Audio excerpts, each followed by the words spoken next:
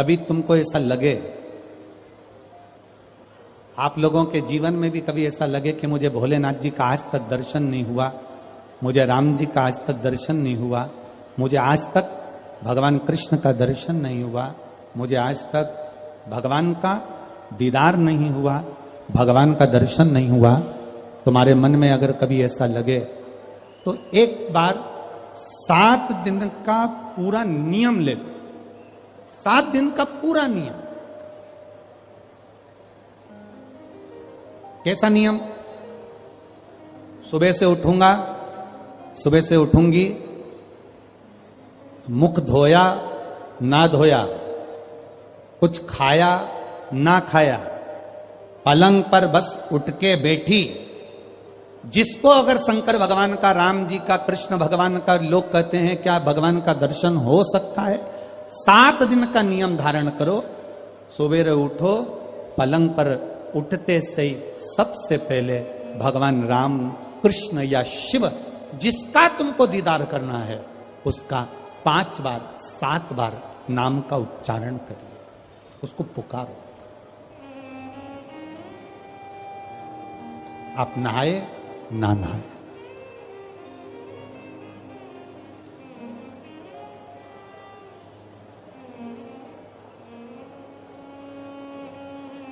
एक पत्र कल आया था, दतिया की कोई माताजी ने लिखा था। पत्र बड़ा अच्छा था और उस पत्र से केवल दतिया वालों का नहीं, संपूर्ण जितने श्रोता कथा सुन रहे हैं सबके लिए उस पत्र में बात है। केवल एक दतिया वालों के लिए नहीं, संपूर्ण। उस पत्र में किसी ने, माताजी ने लिखा था, गुरुजी हमें यह पूछना है कि हम स्त्री हैं, हम नारी हैं, और स्त्री महीने में रजो धर्म से हो जाती है, रजस्वला हो जाती है। कल का पत्र है वो, स्त्री रजो धर्म से हो जाती है, रजस्वला हो जाती है, रजो धर्म में आ जाती है महीने में। गुरुदेव उस समय पर वो ना मंदिर जा सकती है, ना भगवान के लिए कोई कार्य कर सकती है, ना वो कोई अच्छी जगह पर पहुंच सकती है।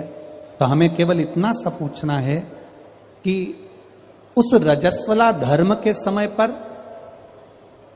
क्या हम भगवान का नाम ले सकते हैं कि नहीं ले सकते?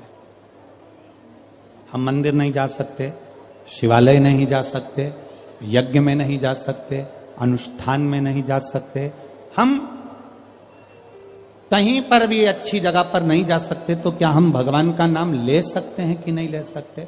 तो महाभारत का चरित्र उठाकर देखिए, द्रौपदी का 3 दिन जो धर्म, और दुशासन ने चीर खींचा, द्रौपदी का बाल पकड़कर दुशासन सभा में लेकर आ गए।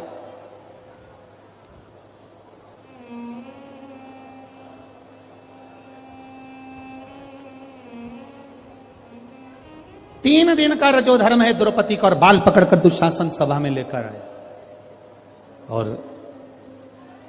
द्रौपदी ने सबसे निवेदन करा, द्रौपदी ने सबसे कहा, सबसे प्रार्थना करी, सबसे बोला, पर कोई साथ नहीं दिया।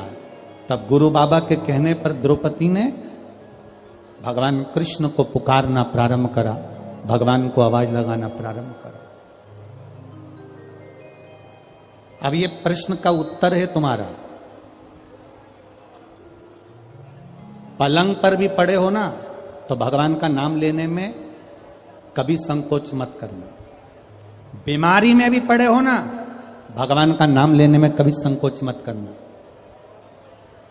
बीमारी में, मल और मूत्र में भी पड़े हो, तो भगवान का नाम लेने में कभी संकोच मत करना। और अगर आप रजो धर्म में भी हो, पूजन नहीं कर सकते, कहीं जा नहीं सकते, पर नाम लेने में कभी संकोच मत करना, क्योंकि जीवन का क्या भरोसा, जीवन का क्या भरोसा। मंत्र जाप, नाम जाप, स्मरण, भगवान को पुकारना, भगवान का नाम लेना, ये बंद नहीं करना।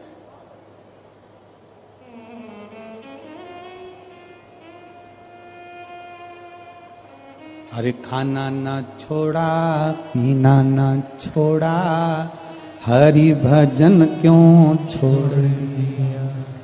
जाना ना छोड़ा, आना ना छोड़ा, फिर सत्संग जाना क्यों छोड़ दिया।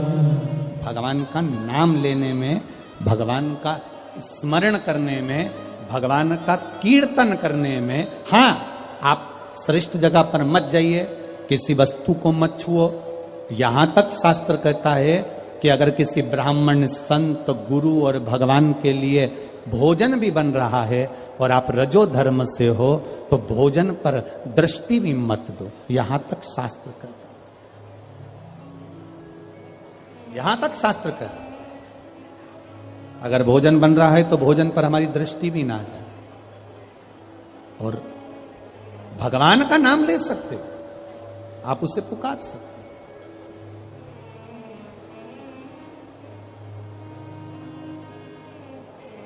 मृत्यु की घड़ी में भगवान ये देखेगा क्या उस समय पर कि ये रजस्वला धर्म में है, तो अभी इसको हम मार नहीं सकते, अभी हम इसको ले जा नहीं सकते। मृत्यु की घड़ी में यह नहीं देखा जाएगा। मृत्यु की घड़ी में तो केवल तुम्हारा जो करा हुआ पुण्य है, मृत्यु की घड़ी में तुम्हारा करा गया सत्कर्म है, मृत्यु की घड़ी में तुम्हारा करा गया अच्छा कर्म है, केवल वो तुम्हारे सम्मुख में रहेगा। पुकारो, भगवान के नाम को पुकार सकते हो, बुला सकते हो परमात्मा को, पुकार सकते हो परमात्मा को, बोल सकते हो भगवान को। शिव कथा कह रही है। सुयशा ने अपने पिता के कहने पर पार्थिव शिवलिंग का निर्माण किया, पूजन किया। बहुत सावधानी से सुनना। रजस्वला धर्म के अंतर्गत नारी भोजन भी बन रहा है तो उस पर दृष्टि ना दे। रजस्वला धर्म के अंतर्गत नारी पूजन वाली जगह पर ना जाए। रजस्वला धर्म के समय पर नारी अच्छे कर्म की ओर ना जाए। पर रजस्वला धर्म भी अगर तुम्हारा है, कोई बीमारी भी तुमको है, कोई रोग में भी तुम पड़े हुए हो, पर भगवान का नाम लेने में कोई दोष नहीं है। भगवान का नाम तुम कभी भी ले सकते हो जब तुम्हारी मर्जी पड़ेगा। 7 दिन का नियम धारण करो।